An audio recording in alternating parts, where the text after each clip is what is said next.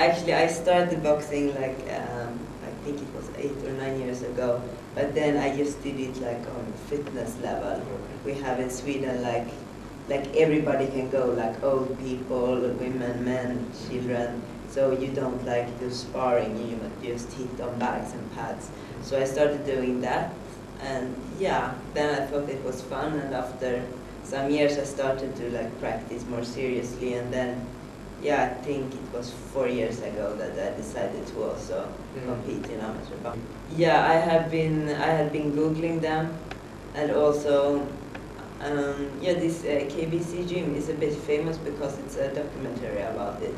So it was easy to find out that there is a gym, but it was hard to get like the address to it. But then I got some help for yeah, the people I stay with and work with, which are Ugandans. So yeah, they could take me there.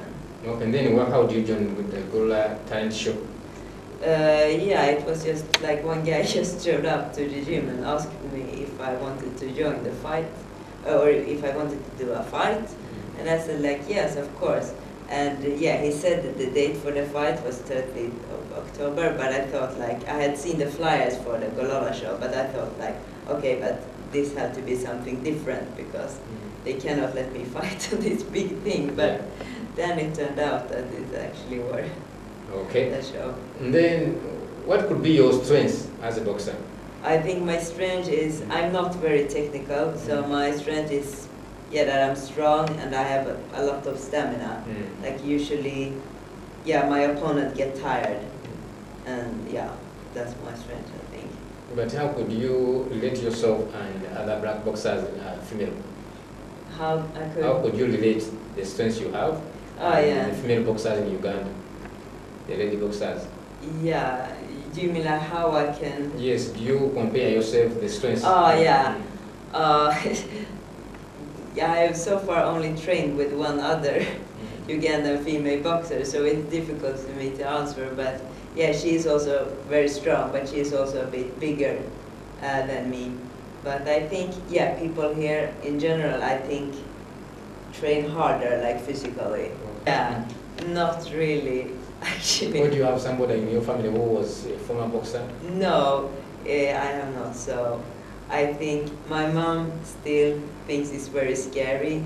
She had one time only seen me. She had been seeing me fighting live, and then she said like afterwards, I will never go again, because she thought it was so much like adrenaline going on and so on.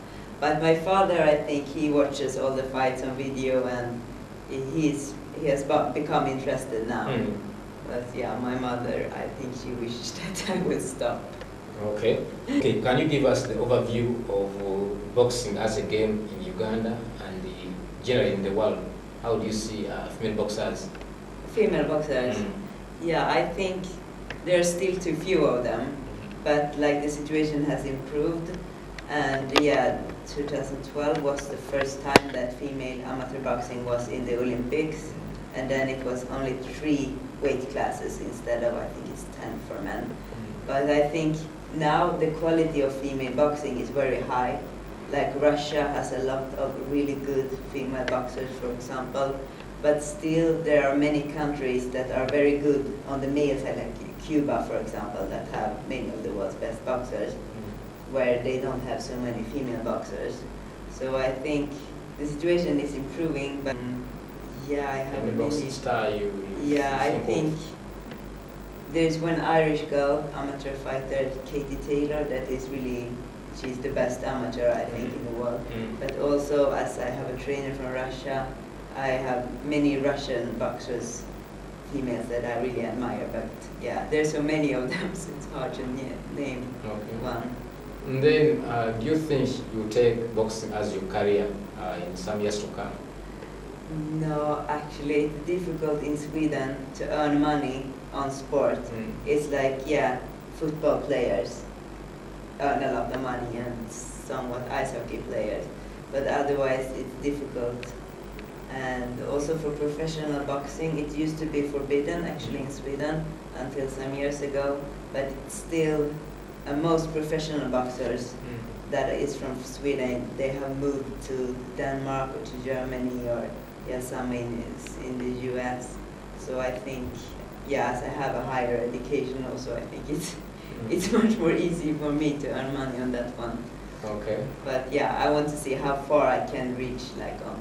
But what do you think you can do maybe after returning from boxing, active boxing? Do you think you can make like a gym or an academy or a training school for girls? Yeah, I think I will probably not do that, but I will still be like in my club back in Sweden. I'm also like engaged in the board. I'm a board member, and maybe when I finish boxing myself, I maybe become like a trainer or something. But I think I will not work like full time with boxing, but I will always like have an interest in the sport, and of course try to encourage more female boxers. Okay. Besides boxing, what game did you ever play, or which can make you say that maybe it's interesting? Actually, when I was younger, I did horseback riding for most, like, yeah, from I was 7 years old until I was around 20. But yeah, it's a difficult sport to perform because it's expensive and it takes so long time. But yeah, so that's. But yeah, I think I have not been so much into sport because I'm not good at football or anything that involves like throwing balls or kicking balls. So. And that is like the most popular sport in Sweden. So otherwise, do you watch football? No, only when it's like the World Championship and so on. When Sweden is playing? Yeah, when Sweden is playing. Have you ever experienced with a player called Ljungberg or Karsson? Yeah. Zlatan Ibrahimovic? Yes.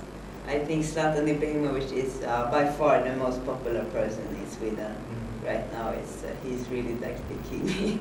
But plus we the Arsenal supporters, we had someone called Ljungberg.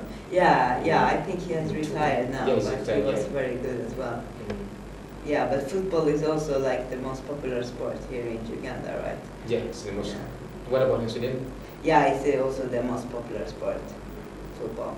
Okay, now for how long are you going to be in Uganda? And if you go back, do you think you can come back and maybe stay or get citizenship from Uganda? Yeah, my plan is to be here, I think, until February or March. So that's quite a long time, but then I have to go back and work for a while, I think. But yeah, of course, I hope that I can come back someday. And yeah, I'm also like, as I am an economist, I have like, yeah, I have an education where I can work wherever in the world. So I'm hoping to also be able to have an international career. What do you think we Africans can do, maybe to get some scholarship or kits for training? Do you think it is you can have any hand of help, or like maybe you have some company which you know whereby someone can write and they get maybe equipment to be used for amateur sports? Yeah, I don't know really. It's difficult because, like in Sweden is a very, very rich country, but the Swedish government pays a lot of money, like to have free education for everyone, and healthcare system is very good and everything. But for sport clubs, the Swedish government does not think that it's so important with sports. So like most of the sport clubs struggle economically to be able to maintain, and it's difficult to earn money as an amateur sports person in Sweden because you have to find yourself private sponsors. Okay. So I guess the best chance I think is to get a company or something that is interested in sponsorship.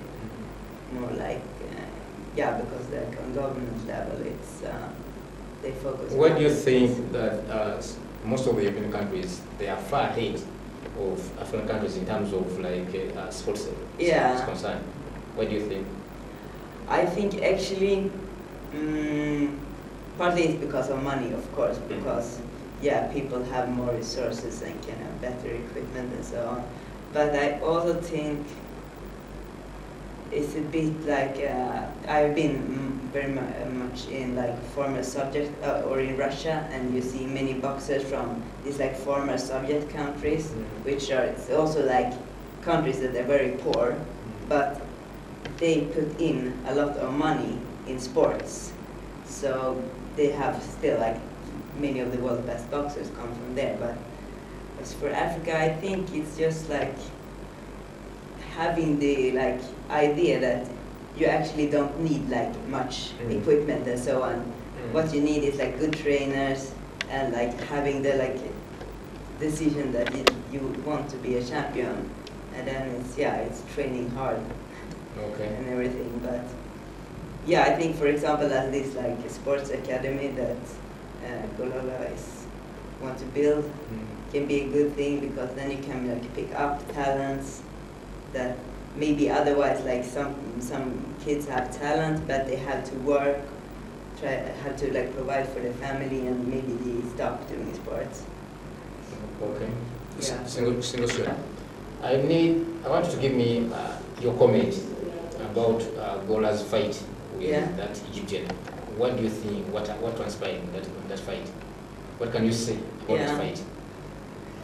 Yeah, actually, I think you still see on Golola's style that he is a kickboxer. Like he have some like different movements and so on that you not see in boxing.